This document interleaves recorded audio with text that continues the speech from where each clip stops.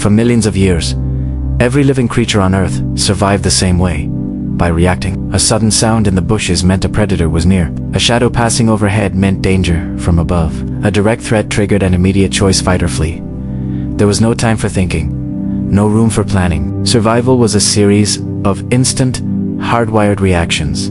This is how the natural world worked, and for a very long time, it's how we worked too. But somewhere, deep in our ancient past, something extraordinary happened. A human ancestor heard that sound in the bushes, saw that shadow overhead, and for the first time, they hesitated.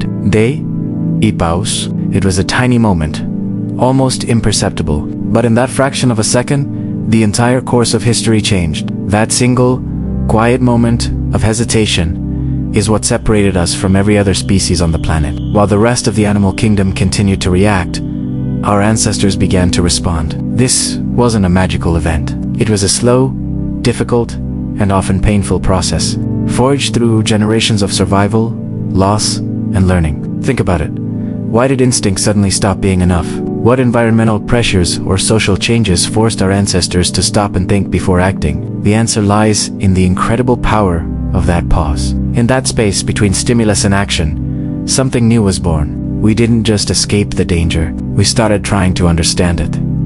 We didn't just feel fear, we started to remember what caused it, creating a mental map of our world. That rustle in the grass wasn't just a sound anymore. It was a memory of a lion, a lesson passed down from a family member who wasn't so lucky. That pause allowed us to learn from the past and plan for the future. And it didn't stop there. Once we could pause, we could observe others. We could see another human struggling and choose to help. Not because of instinct, but because we could imagine their fear and understand their need. This was the birth of true cooperation. We started sharing knowledge. Don't go near the river at dusk. These berries are safe to eat, but those will make you sick. This shared information was far more powerful than any individual's instinct.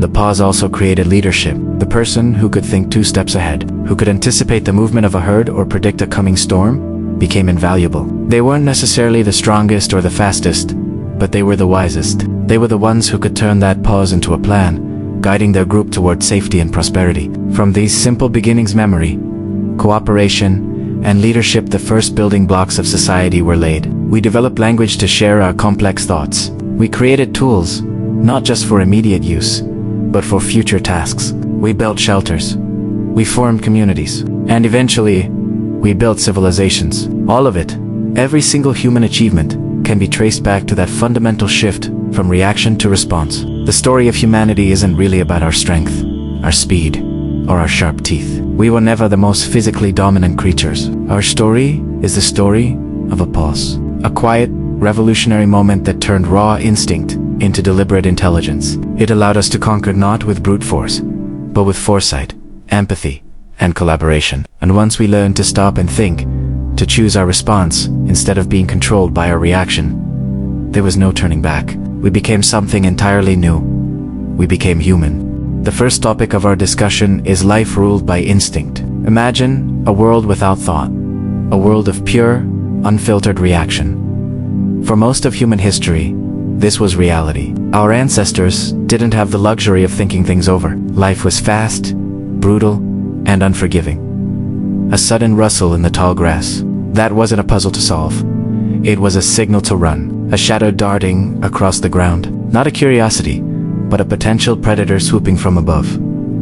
Survival wasn't a game of chess. It was a high-speed reflex test. And the only prize was living another day. There was no time to analyze, no space to question. Instinct was king. The early human brain was a masterpiece of survival engineering, perfectly designed for this reality. It was built for speed, not for deep, philosophical accuracy. Fear was a superhighway, bypassing the slow, scenic route of logic.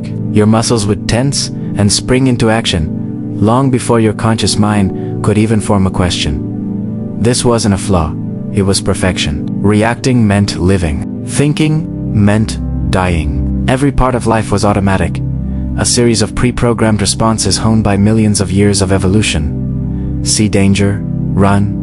See food, chase.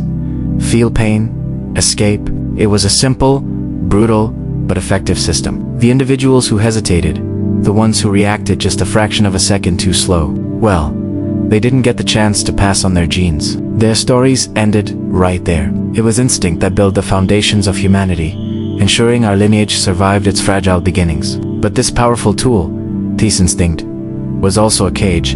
In a world where stopping to think meant becoming a meal, curiosity was a death sentence. Asking why when the only correct answer was run was a fatal mistake.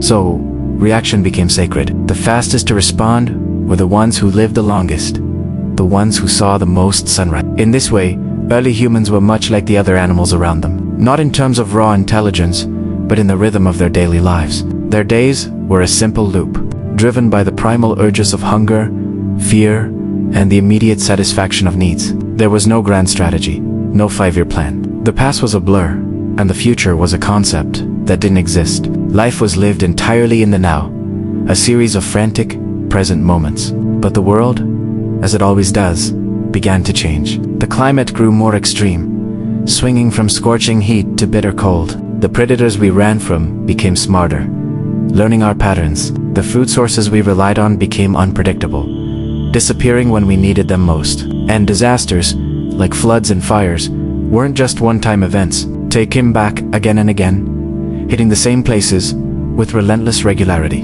And here, in the face of these repeating cycles, instinct began to show its cracks. The run-or-fight response was brilliant for a sudden, unexpected tiger attack. But what good was running when the entire land froze over every single year? What good was fighting when the river flooded your camp every spring? Instinct treated every threat as if it were brand new, a problem it had never seen before. But nature has a memory. Nature repeats itself, slowly, painfully, over countless generations. Some humans started to notice. They didn't write it down, they didn't have meetings about it, but they began to perceive the patterns. This valley always floods. That season always brings starvation. Sticking too close to that cliff edge attracts predators from above. Their instinct, their pure reaction system, had no way to store this kind of information. It had no memory, no capacity for learning from the past to predict the future. And so, pure reaction started to fail. It was no longer enough. The survivors weren't always the fastest runners or the strongest fighters anymore. They were the ones who, perhaps without even knowing why, started to adjust. They instinctively started avoiding the floodplains. They began migrating a little earlier before the cold set in. They learned that staying in larger, more cohesive groups offered better protection. These weren't conscious decisions. Not at first. They were tiny, almost imperceptible shifts in behavior, passed down through observation and survival. But these small changes were the first tremors of a massive earthquake in human consciousness. They marked the dawn of something entirely new. Instinct was still there, of course, humming in the background, ready to take over in a split second. But it was no longer alone. For the very first time, a gap was opening up between stimulus and response. The stage was being set for a revolutionary act. Hesitation, and that brief pause, that moment of not reacting, was about to change the course of history forever. The second topic of our discussion is when reaction failed. Why did our raw, animalistic reactions fail us? It's not because we suddenly got smarter. It's because our old instincts started getting us killed. As human populations grew, the nature of danger itself transformed. The threats we faced were no longer just a sudden pounce from a predator or a random lightning strike. They became complex, creeping, and repetitive. Think about it. Droughts that dragged on for years, cold seasons that stretched longer and longer, resources that vanished bit by bit. Our built-in reaction system was designed for sudden, immediate danger, not for long-term survival. When the food supply slowly dwindled, pure reaction was useless. What do you react to? There's no single event. When rival groups started competing for the same territory, our instincts pushed us toward constant, draining conflict. And this endless fighting just weakened everyone involved. Pure, unfiltered, reacting led to total exhaustion. Running away at every single sound wasted precious energy. Fighting every single perceived threat led to injuries that could be fatal. And the constant state of fear, that high alert mode, completely drained our focus. The groups of early humans that reacted too much, too often, they collapsed faster. So, how did anyone make it? Well, some humans survived purely by accident, by sheer luck. But others survived because they started noticing something. They saw that reacting too late, or even too early, made a huge difference. They realized that timing was often more important than speed. They learned that avoiding danger altogether was far better than having to escape it. And this is where our knee-jerk reactions began to slow down. Humans started weighing just for a moment. watching before acting, listening before moving. That tiny pause, even if it was just for a second, allowed something entirely new to happen. Evaluation. Now, evaluation didn't replace our instincts.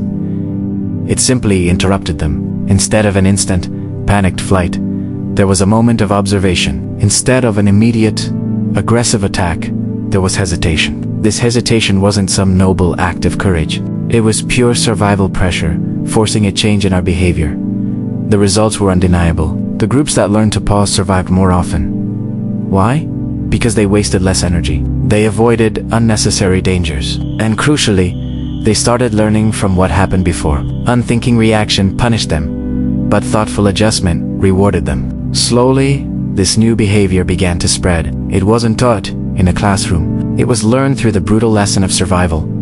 The groups that paused lived. The groups that reacted blindly died out. This process created a silent but powerful natural selection. The human brain began to favor control over chaos. Our emotional impulses were still incredibly strong, but they were no longer the absolute dictators of our actions.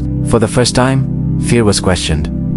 And this was revolutionary. To question fear meant to break the absolute authority of instinct. It was an incredibly risky strategy. Many probably died trying to force that pause, hesitating when they should have run. But enough survived to prove that it worked. Once survival started rewarding hesitation, our old, purely reactive system lost its dominance. Humans began to respond instead of just reacting. And that's a critical difference. A response includes choice, and choice requires awareness. That awareness was fragile at first, a flickering candle in the storm of instinct, but it was unstoppable. From that moment on, humanity was no longer driven solely by instinct. We began to be guided by experience, and that fundamental shift marked the true beginning of human behavior as we know it today. It's the foundation of our ability to plan two strategies and to build civilizations. It all started with that one simple, life-altering pause. So next time you feel that rush of instant emotion, that flash of anger, that jolt of fear, remember the ancient struggle that took place inside our ancestors' minds. That ability to pause, to take a breath, and to choose your response is one of the most powerful tools our evolution has ever given us. It's what separates us from the past and gives us control over our future. The third topic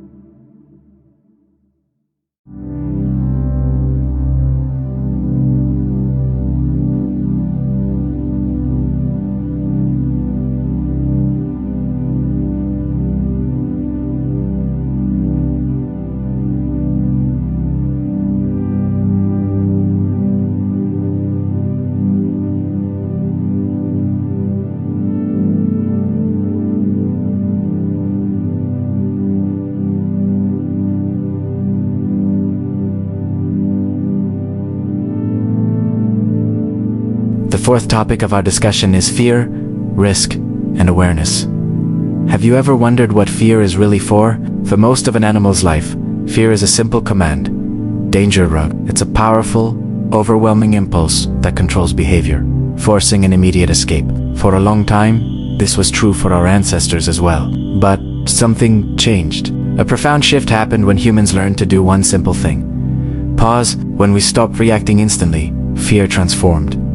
It was no longer a dictator, but an advisor. It became information, not a command. And this single change, this ability to pause and question, was one of the most dangerous and powerful transformations in human history. Fear still screamed danger, but now, for the first time, we could talk back. We could ask, is this fear justified? Is the threat really immediate? Is there another way? Questioning fear gave birth to risk assessment. Now, don't mistake risk assessment for bravery. It's not about being fearless. It's about calculation. Early humans began to weigh their options, to consider the outcomes. Running from a predator might save your life, or it could be a fatal waste of precious energy. Fighting might protect your food source, but it could also lead to a debilitating injury. Sometimes, staying perfectly still was the safest option of all. These were simple calculations at first, but their impact was enormous. They replaced random, panicked actions with intentional choices. Fear was no longer the sole driver. It was now balanced by a new force. Awareness meant understanding the world in a deeper way. The terrain you were on mattered. The time of day mattered. The size of your group mattered. What happened yesterday mattered. This growing awareness allowed for strategic behavior. Humans could now choose when to confront a danger and when to avoid it. They learned that not every rustle in the bushes deserved a full-blown panic. This discipline saved energy, and it saved lives. But this new awareness came with a heavy price. Anxiety. The moment you can think about the future, you also understand that it's uncertain. And knowing that something bad could happen creates a constant mental burden. Once our ancestors understood consequences, they could imagine loss long before it occurred. They could picture the pain of a failed hunt or the sorrow of a lost family member. This emotional weight, this ability to feel fear in advance, is a uniquely human experience. An animal feels fear in the heat of the moment. We started carrying it with us, a constant companion. Yet this very anxiety became a powerful tool for survival. It pushed us to prepare. Instead of just reacting to hunger, we started gathering food before we were starving. We learned to move our camps before the harsh winter seasons arrived. We stayed closer together during dangerous times of the year. Preparation began to replace panic. And when you're prepared, you're calmer.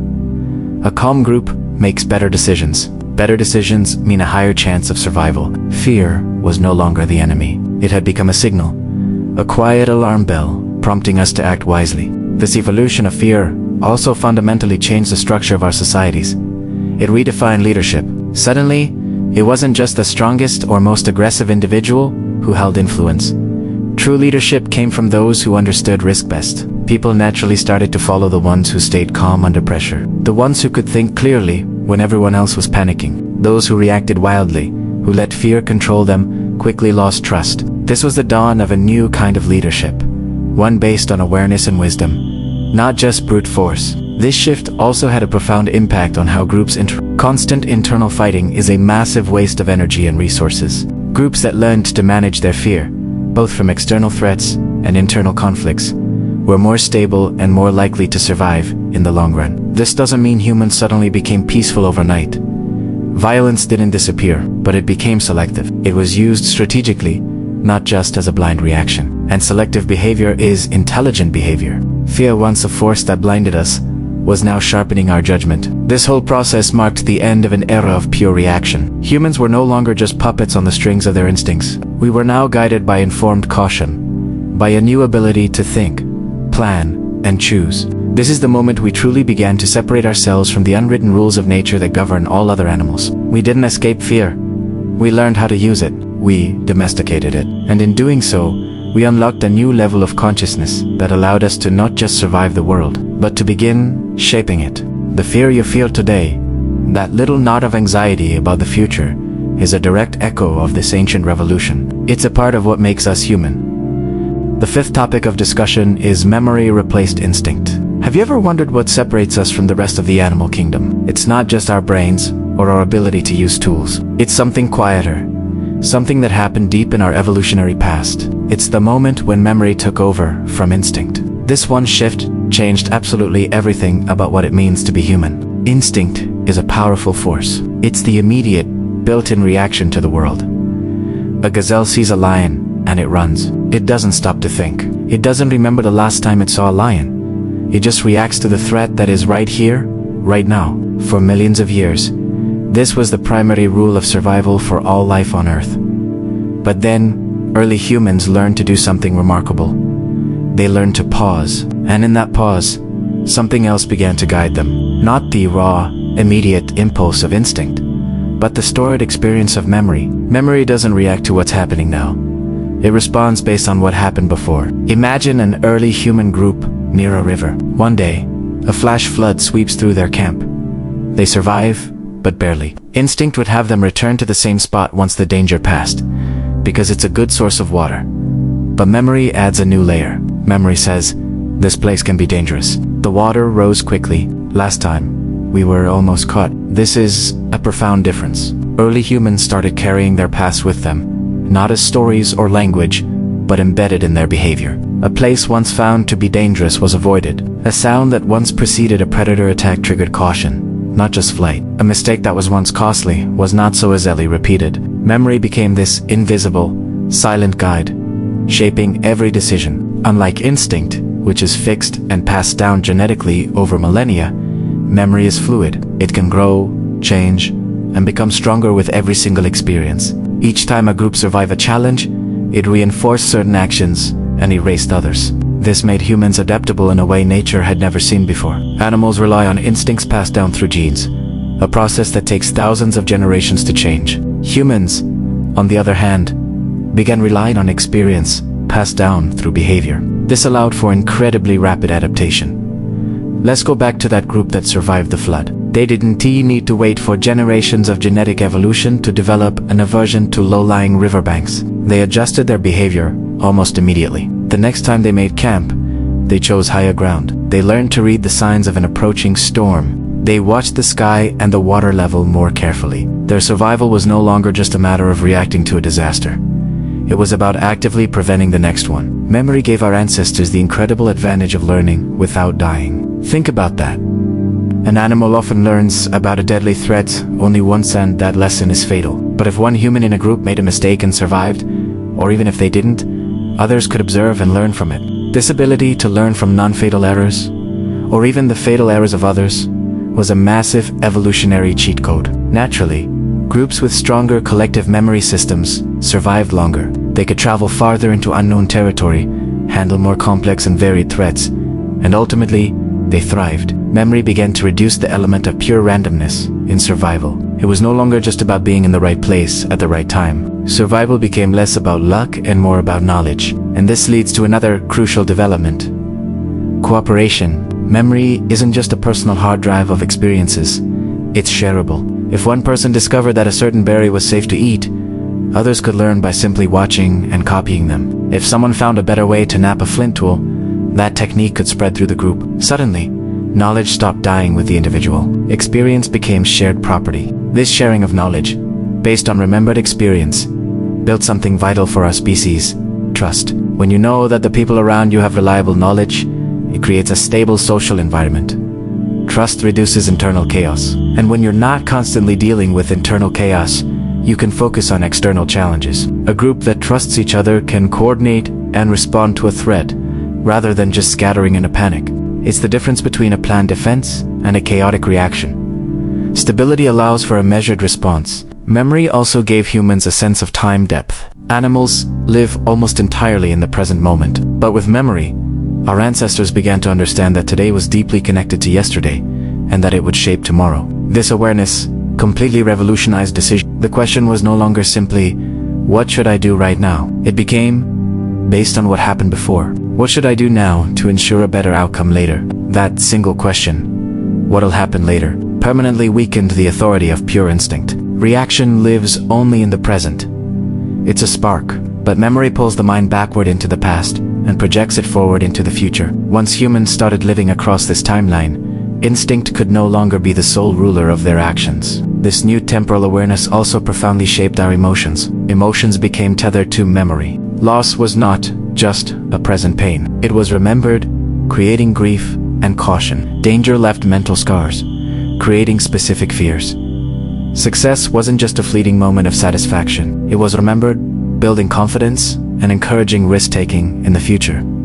Our fears became more refined. Instead of a general, instinctual fear of the unknown, humans began to fear particular situations, particular places, particular sounds. This selective fear is incredibly powerful. It keeps you alert to real, known threats without exhausting you with constant, generalized anxiety. You're not scared of every shadow, just a shadow that looks like the one you saw before the leopard attacked. Memory also created the very first form of teaching. Children didn't just inherit instincts. They learned survival skills by watching the adults in their group repeat behaviors over and over again. How to find water, how to track animals, how to make a fire. These became traditions passed down through observation and imitation. These patterns of behavior became unwritten rules, enforced by the ultimate authority, survival. Those who ignored the remembered wisdom of the group often paid the ultimate price. Slowly, step by step, instinct stopped being the primary driver of human action. Memory, with all its nuances and complexities, took its place. And memory, unlike instinct, does not rush. It waits. It considers, it weighs past outcomes to predict future possibilities. This was the true beginning of human wisdom, not just raw intelligence, but experience, remembered and applied with intention. So the next time you remember a past mistake and change your behavior, or teach a child something you've learned, you're participating in the most ancient and powerful human tradition of all. You are reusing the tool that lifted our ancestors from the cycle of pure reaction and set us on the path to becoming who we are today. The sixth topic of discussion is from reaction to choice. Ever wondered what separates us from the rest of the animal kingdom? It's not just our big brains or our fancy tools. It's something much more profound, a shift that happened deep in our evolutionary past. Today, we're going on a journey to explore the moment humans stopped just reacting and started choosing. Why did this happen? And how did it fundamentally change who we are? For millions of years, survival was a simple, brutal equation. See danger, react instantly. A rustle in the grass meant a predator, and hesitation meant death. This was the world of pure instinct, a world of immediate, hardwired responses. There was no time to think, no room for error. Reaction was life. Our ancestors were masters of this game, their nervous systems perfectly tuned for a split-second fight or flight. But this state of constant reaction, while effective, was also a prison. It kept us alive, but it didn't allow us to live.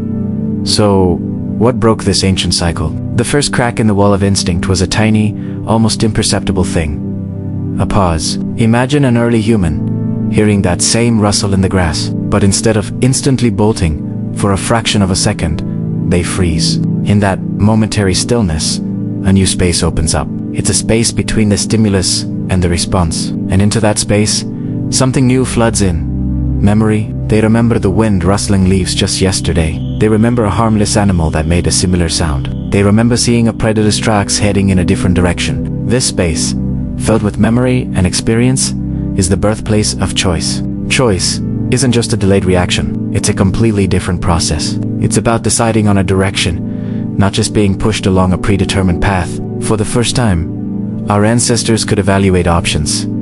Should I run? Should I hide? Should I investigate?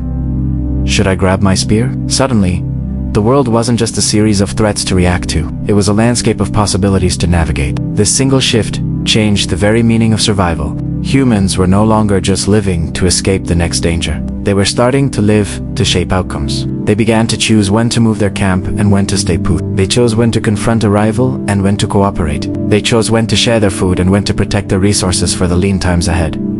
These weren't just random decisions. They were strategic. And these choices started to build something incredible. Structure. Think about it. Chaos forces you to react. If you don't know where your next meal is coming from or what predator is lurking, you're always on edge, always in survival mode. But structure supports a considered response. When you have a stable camp, a reliable food source, and a cooperative group, you have the security to think beyond the next 5 minutes. Structure reduces chaos, and in doing so, it creates more space for conscious choice.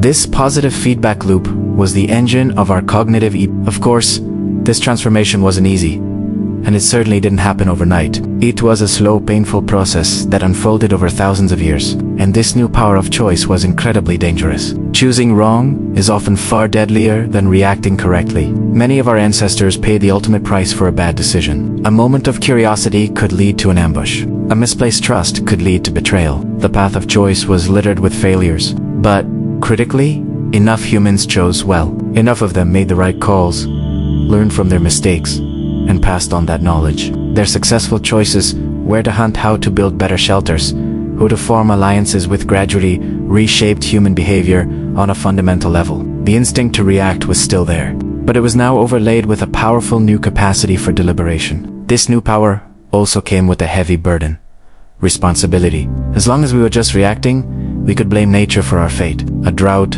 a predator, a sudden storm, these were just things that happened to us. But once humans understood that their choices led to specific outcomes, they could no longer be passive victims. Failure wasn't just something to endure anymore. It became something to learn from. If the hunt failed, why? Was it the plan? The tools? The timing? This awareness sparked a revolution in our identity. We stopped seeing ourselves as helpless creatures at the mercy of a cruel world. We became active participants within it, agents who could influence our own destiny. This mindset is the foundation of everything we consider human. It allowed for long-term planning, moving beyond mere survival and into the realm of improvement. How can we make our shelters warmer? How can we find safer routes through the mountains? How can we build a stronger, more cooperative tribe? This is why we can say that civilization was unborn from the invention of the wheel or the control of fire. Those were the results. The symptoms: civilization was born from the moment we started to choose. Reaction demands blind obedience to instinct. Choice, on the other hand, demands accountability. It forces us to think, to weigh consequences, and to take ownership of our actions. So why did pure reaction stop being our primary mode of operation? It's not because our instincts vanished. That primal fear, that jolt of adrenaline, is still wired deep inside every one of us. When a car swerves in front of you, you don't stop to deliberate. You react. But that instinct is no longer the only tool in our toolkit. It was no longer enough for the complex social and environmental challenges our ancestors began to face. We needed flexibility. Instinct is powerful, but it's rigid. It provides the same answer to the same problem every single time. Choice, however, is adaptive. It allows us to come up with novel solutions to new problems. Once humans learned how to choose, it was a one-way street. You can't unlearn that kind of power. You can't willingly put yourself back in the prison of pure instinct once you've tasted the freedom of shaping your own future. Even today, in our modern world, this ancient drama plays out inside our minds every single day. The instinctual urge drives us to snap back in an argument, to eat the entire cake, to procrastinate on a difficult task. The fear, the desire, the impulse, they still rise instantly. But then, if we're mindful, that ancient shift happens. We pause. We create that space. We let memory and reason flood in. We consider the consequences. And then, we decide. That tiny pause, that moment of conscious choice, is our greatest inheritance. It's the legacy of countless ancestors who chose well, who dared to think instead of just reacting. Why did human reaction stop being our only option? Because simply reacting kept our species alive. But it was choosing that finally allowed us to become human. Thanks for joining me on this deep dive into our evolutionary past. If you found this fascinating, hit that like button and subscribe for more explorations into what makes us who we are. See you next time.